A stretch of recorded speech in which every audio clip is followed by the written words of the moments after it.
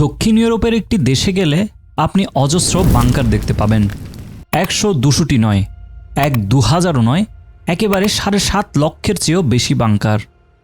Bunker তো বানানো হয় যুদ্ধকালীন সময়ে শত্রুর আক্রমণ ঠেকানোর জন্য। তো এই ছোট দেশটিতে এমন কি প্রতিরক্ষার প্রয়োজন পড়েছিল যে বানাতে হলো এতগুলো বাংকার?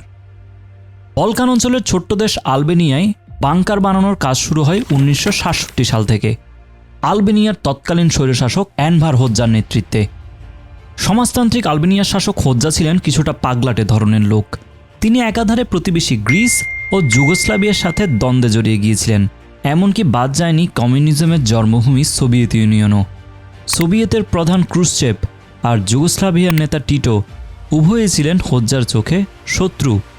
তাই সোভিয়েত ইউনিয়ন ও ন্যাটো উভয়ের হামলার আশঙ্কায় হোজ্জা এতগুলো বাংকার বানানোর নির্দেশ দিলেন, যদিও সে আক্রমণ কখনোই হয়নি। 1985 সালে হোজ্জার মৃত্যুর আগ পর্যন্ত সমগ্র দেশ জুড়ে ছোট বড় 7.5 লক্ষেরও বেশি বাংকার বানানো হয়, যা মারাত্মক খারাপ প্রভাব ফেলে দেশটির অর্থনীতিতে। হোজ্জার সেই অপশাসন আজও আলবেনিয়াকে ভোগায়। দারিদ্র্যের সেই ধাক্কা আলবেনিয়া আজও কাটিয়ে উঠতে পারেনি। আজ আলবেনিয়ার পথে প্রান্তরে, পাহাড়ি পর্বতে, গ্রামীণ উপত্যকা কিংবা শহুরের রাস্তা, এমনকি নদী ও সাগরের পাড়েও দেখা মিলবে অজস্র পড়ে থাকা বাংকারের, যা বহন করে চলছে আলবেনিয়ার সমাজতান্ত্রিক অতীতের ক্ষতকে।